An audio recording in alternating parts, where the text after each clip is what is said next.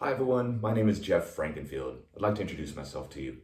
I'm a former active duty Marine, a political science major, and I am passionate about educating people on the foundations of good government. I want to see us as the citizens of the electorate of the United States be informed enough to make wise decisions as it pertains to public policy. Welcome to Center Lane Conversations.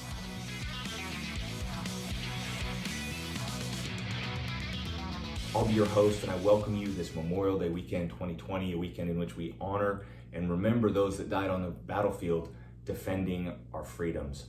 It is our honor, privilege, and I believe our duty to walk out those freedoms that they died for, and that's what this show is about. I am passionate about the freedoms of the citizens of the United States, and I want to see good government function well and us as citizens be able to prosper because of that. Some of us are moderates. We may be left of center in some regards, maybe right of center in others, but it seems like right now there's a toxicity between both sides, the left going further left, the right side pulling just as hard on the right, trying to counterbalance that, and most of us who are in the middle are left without a landing place. So I hope you'll join me as we discuss a variety of topics. Sometimes there'll be teaching, sometimes it'll be sort of like a politics 101, if you will, which may be the case in this first installment. And other times we'll be talking about legislation, we'll be talking current events, we'll be talking about all sorts of things as it relates to politics. But first and foremost, at the base, I just want to see good government. And that's what we're going to discuss. We're going to try and look at it from both sides and see what we can come about. I do welcome your thoughts, your comments. There'll be an email address on the bottom of your screen. Please email me. That would be great. Feedback. If you want specific topics talked about, please send them in. Really welcome those and looking forward to diving in. So for this first episode, I want to talk to you about state constitutions. It's not a topic that I have heard talked about very much. It's come up a little bit more. We're in the midst of this COVID-19 situation, and there's a lot of dialogue going back and forth. People are getting kind of ticked off, trying to figure out what their rights are, claiming they have rights, others claiming they don't have rights, and there's a lot of confusion out there. People are claiming the U.S. constitutional rights, etc., and not realizing that there's state constitutions which they fall under as well. And we want to talk about those things. I was doing some research. As a side note, I was wondering initially if there was a correlation between the length of state constitutions and how much people were taxed. I live here in California. I was reading our Constitution. It was over 400 pages long. I couldn't believe it. I've studied the U.S. Constitution. I know it well, but I admittedly had not walked through the California Constitution ever. And so once I realized how long it was, I thought, wow, this is amazing. This is kind of shocking, if you will. And so I started digging more into the state constitutions as a whole, and it became a really fascinating subject for me to study because there is a tremendous amount of diversity, which is the power of the country. States get to have their own ways of doing life, and so almost every state has their own unique constitution. And so let's talk about some of those things. So before we dive into the state constitutions, let's talk about the U.S. Constitution. At the federal level, it's the one everyone thinks of when they think of the Constitution. It's been around since the beginning of our country. It has lasted over 200 years, has not been amended very much, has not been changed very much. There's only been 27 amendments in there, and so it has withstood the test of time. And in that Constitution, it lays out the framework for government. It gives us the three branches of government. You have the executive, the legislative, and the judicial, and it lays out systematically what each of the roles are as new laws have had to come about for our country. Those have been inserted as part of amendments, etc. Now, the reason I bring that up is because the 10th Amendment essentially states that anything not written in this United States Constitution, that authority goes to the states. And that's significant because if you look at what is essentially a fairly small document, there's a lot of power that goes to the states, more than we think. We assume, again, that we walk around under the umbrella of the U.S. Constitution, which we do, which I'll get into, but it's really the state's constitution that can significantly affect our day-to-day life. Okay, before I go into all the various state kind of cool facts that I wanted to pass on to you, I want to address one situation that has come up this week. Again, it's Memorial Day weekend 2020. We're in the midst of the COVID-19 situation.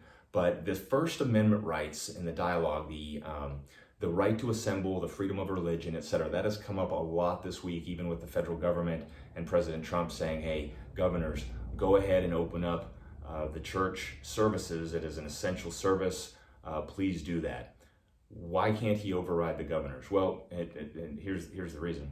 So the U.S. Constitution, as I mentioned, is the law of the land, and a state cannot put a law in place that oversteps the bounds of the U.S. Constitution. So if there is a debate, if they conflict with one another, whatever, the U.S. Constitution is the winner, and that is, again, the law of the land. But here's the problem. At the beginning of the COVID-19 situation, as soon as it was named a pandemic or a national emergency, a health emergency by the federal government, that triggers the states to give them police power over its citizens. And once that happens, the states can pretty much do whatever they want. And so it's, again, this is why we're starting this show. It's really important that we all have good leaders that are watching over us, that are putting policy in place that can handle situations in the midst of what we're having right now in a wise way. So in this case, let's get back to the First Amendment rights. So each of these rights are fundamental, we know that, but the only way that those rights are kind of null and void is if there is an imminent threat to the health of the public. And unfortunately, the pandemic, when it was said to be a national emergency, a health emergency that had an imminent threat for its people, all bets were off. It triggered the police state mandate and the abilities of the state to pretty much do what they want. And that is why you'll see some states releasing those a little bit and allowing people to go about their business, to join in church services, etc. And then other states which are still on complete lockdown. So I just wanted to address that in case you were wondering, because that's something I had to dive into a little bit this week for me, because I was getting frustrated as well. And but I hope that helps. State constitutions get changed out fairly often. As we know, the U.S. Constitution has been around since the beginning of our country. It's served us well. It's stood the test of time over 200 years, and it's only been amended 27 times. There's 27 amendments in the Constitution. State constitutions are much different, and I found this out initially. That's kind of what got me going on this journey, if you will, for this episode. As I was reading through the Constitution, I looked up the Constitution of California, and I was shocked to see that it was over 400 pages long. I thought, what on earth is this? So I started digging in, and come to find out, a lot of states are like that. But backing up, they do change out their constitutions once in a while. California here is on its second constitution. Many of the Western states are still on their first, but across the country, I think that Louisiana has the highest turnover rate. They're on their 11th constitution. In case you're wondering, Georgia was the last to change theirs out, and that was done in 1982. So now each of these constitutions are similarly structured to the U.S. Constitution. They are going to lay out the three branches of government. So you have the executive, or what is the governor essentially at the state level. So you have the executive branch, the legislature, which is like the Congress, and then your judicial branch. It's also going to walk through how you go about making laws in that state, and that's not uniform. Some states give a lot of the power, and when I say the states, I mean the people living in the state, the way they have drafted things up. Some states give the complete lawmaking ability to the legislature. What that means is once you vote those people into office, they get a say 100% on the new laws that come up. You as a citizen do not get to vote on that. Okay, so now in California and other states like us, it's a little bit different. Our Constitution is written differently. So I had mentioned that the Constitution declares how laws are made. So in this case, in our state here, the public can actually decide on what new regulations or new laws can go up for the vote. So whereas in other states, just the legislature gets to decide on that, here we're still, even though we've already voted them in, we still can be participative in the political process. So you'll see throughout the year, people will try and get referendums up there, they'll get legislation, laws, etc., whatever it is, changes that need to occur up onto the ballot, so at the next voting cycle, us as the electorate get to cast our vote as to whether we want to see that new legislation in place, which I think is pretty cool. Again, I'm all about the freedoms of the people. I want us to be able to have some say in the matter. It's one thing to vote people into office, but then to kind of be hamstrung by their decisions, that's not cool. So let's talk about a few other things.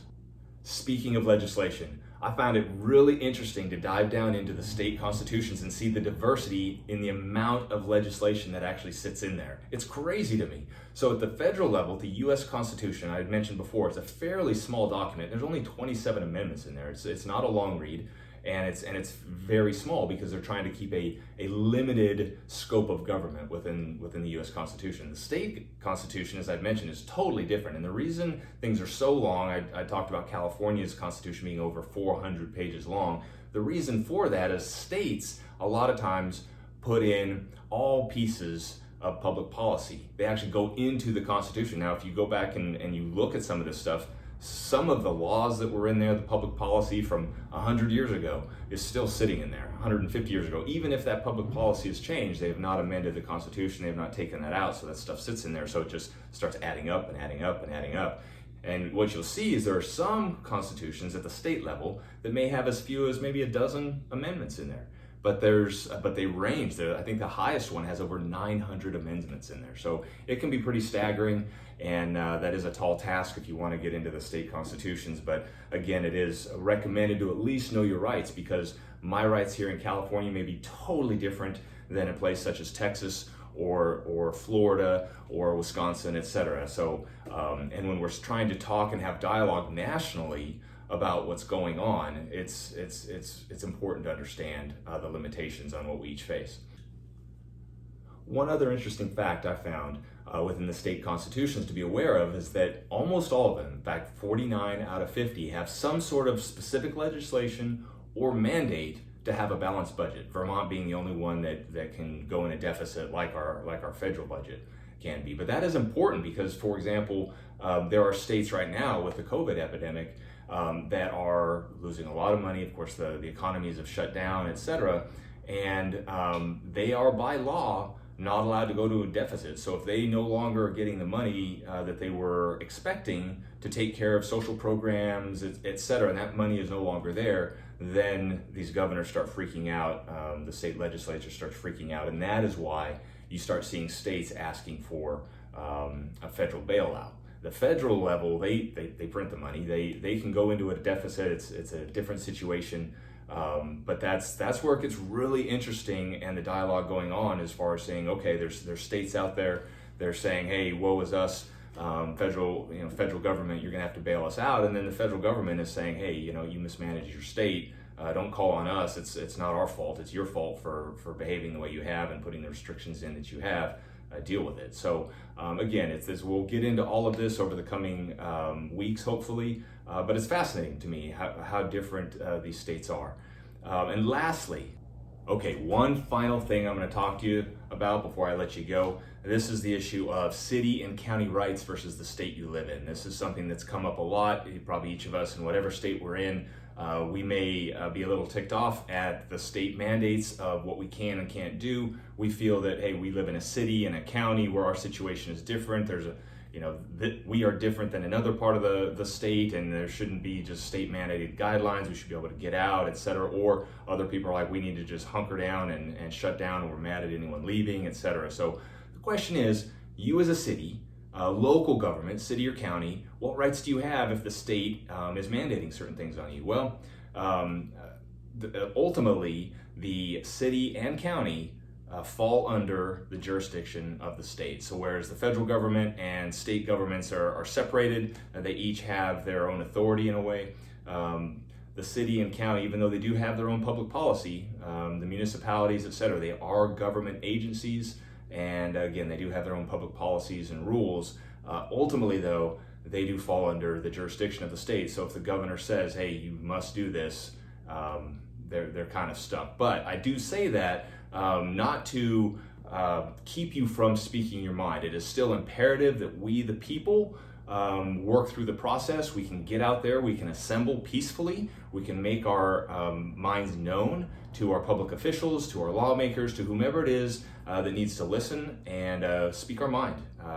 Is super important, and that's ultimately the goal of this show. I thank you for joining me on this. I hope it was informational. I hope it was a little bit fun, and I'm looking forward to dialogue in the future. So ultimately, I want to see that fire pull up in, come out of you for the political process. I hope you get out there, know your rights, understand your freedoms, love your freedoms, and make a difference. Let's do it together. Thank you again for joining. Take care.